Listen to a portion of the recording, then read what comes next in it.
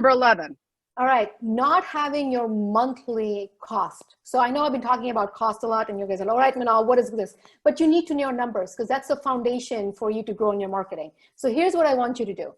Create an Excel sheet. If you don't already have a system that provides you with all these details, create an Excel sheet. On your Excel sheet, you're actually going to write down every single marketing that you're doing, okay? Including reviews, including your website, including your SEO, including Google ads, Facebook ads, even a little mailer that you did for the church down the road.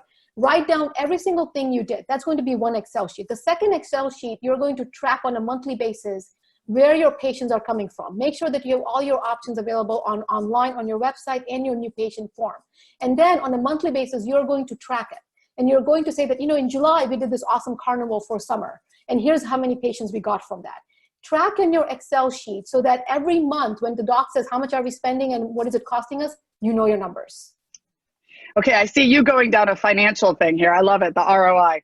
All right, so my tip number 12, which might seem obvious, but it's surprising how many times I go look on dental websites and it's there.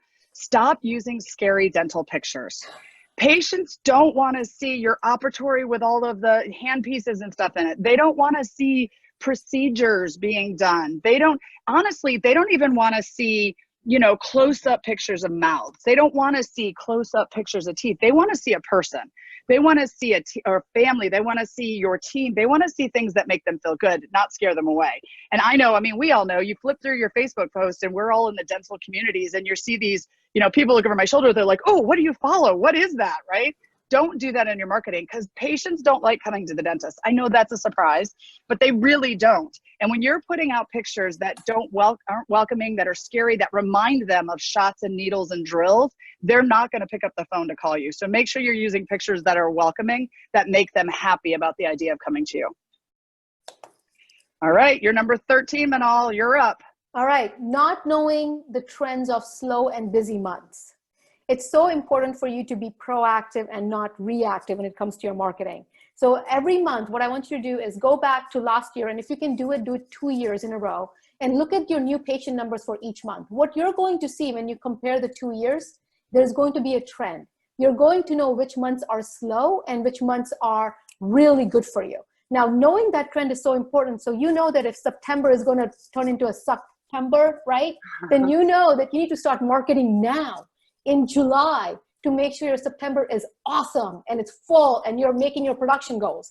Because if you wait till September 5th and then we're like, oh my God, September is going to be so slow, or it's so slow, it's not going to work. So know which months in your practice are going to be awesome and which months are slow. There is a trend, and be proactive about those trends. So you're always prepared and you're not waiting till that month to now do a promotion. Perfect. And I love that. Okay, so mine is tip number 14, and it is stop offering too many specials. I tease this. I'm in Southern California. I'm in San Diego, the most competitive area in the country. And I say right now that I could go get my teeth cleaned for free. I'll walk away with a Sonicare. They'll wash my car and they'll watch my kids for me. Like, we're throwing so many specials at our patients. You get the postcard in the mail, or you see the ads, you go to the website and there's 500 off an implant and 1,000 off this and 1,000 off that. Patients don't know. They don't pick based off of your specials. Here's what you want with marketing. You want more new patients. So focus on that fact. Get more new patients in the door. Then you can offer them specials on an implant or something on Invisalign Day or whatever. But get them in first as a new patient to your practice and then figure out what it is they need. Don't try to throw so much at them because it's overwhelming. When they get all of those different, specials, they're like, I don't know, do I need an implant? Do I need Invisalign? Do I need to whiten? And then they don't call your office because they're confused. Love it. All right, you are number 15. All right, only focusing on one marketing outlet instead of creating a cohesive plan. So this sounds like a lot of words, but here's what I mean. So let's say you're doing a summer whitening campaign, right? Let's say you're doing a summer whitening campaign. Don't just put that whitening campaign on Facebook and call it a day.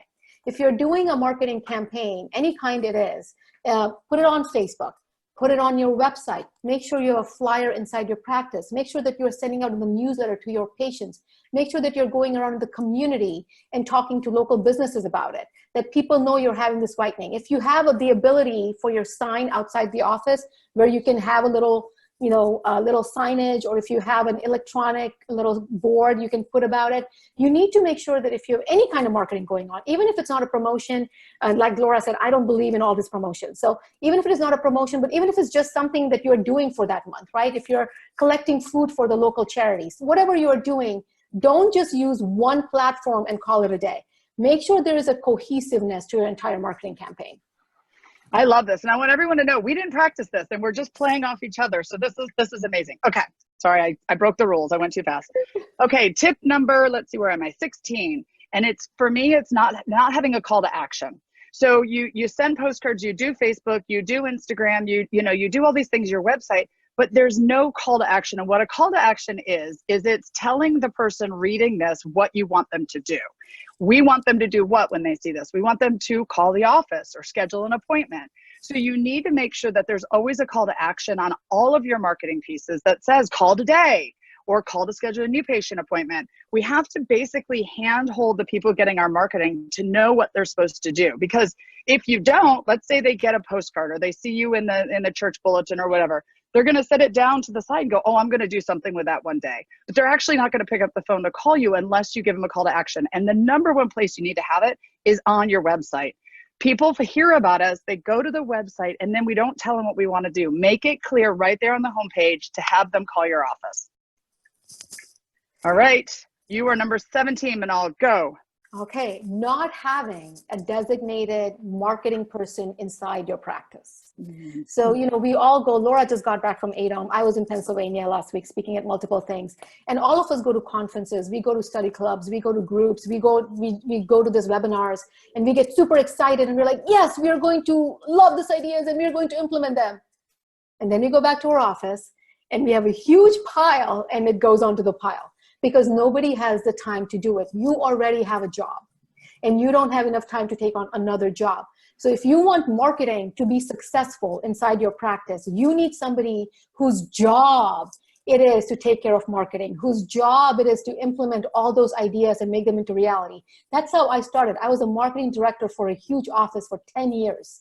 And that's how I started. And guess what? Their new patient numbers doubled and tripled because somebody was delegated and had a job to do your marketing. Find a person inside your practice. I love that. And right now, if we were doing this live, I'd be asking you all these questions, but I can't. Okay. So tip number 18.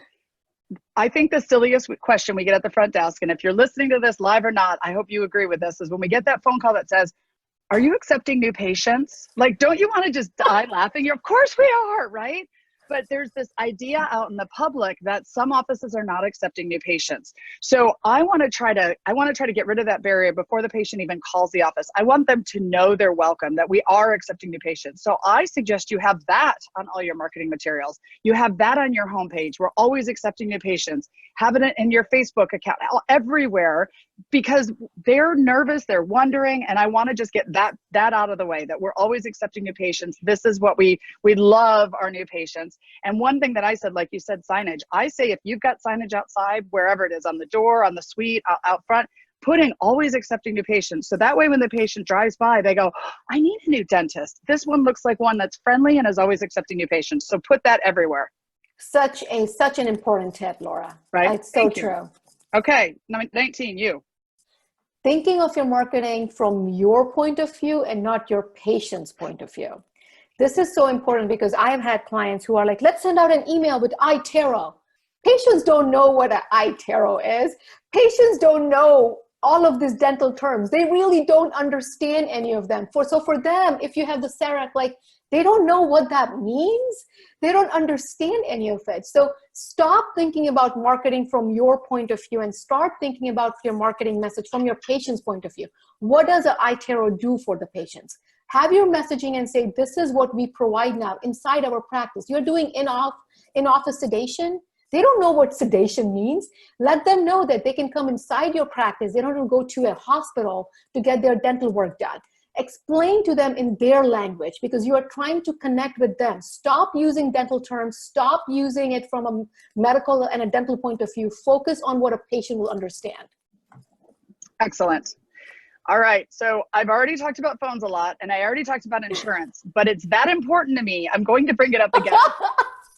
stop going to insurance. When patients are calling your office, I know that they ask insurance questions. I know they ask price questions, but we have become, as an industry, more focused on insurance than the patients have in a lot of cases. I'm not saying insurance isn't important. We have to deal with it. It's part of our job. It's what we do. But we've become too insurance driven, right? We bring it up first. We talk about, well, you know, if you were in network, it would be this price, or we don't accept your insurance, or we're not, and we're pushing patients away with that. Right? That we need to understand that we've got to get them in the office. We'll help them maximize their insurance. We'll help verify their benefits. We'll do all the things that we're super good at, but let's not drive them away by really going to insurance on that phone call. Let's really focus on, we're not dealing with insurance companies here. We're dealing with people. We're dealing with people with needs that have dental health care, and that's our job, is to help them. Insurance is just part of the game, and we can handle that when they're with us. Love it.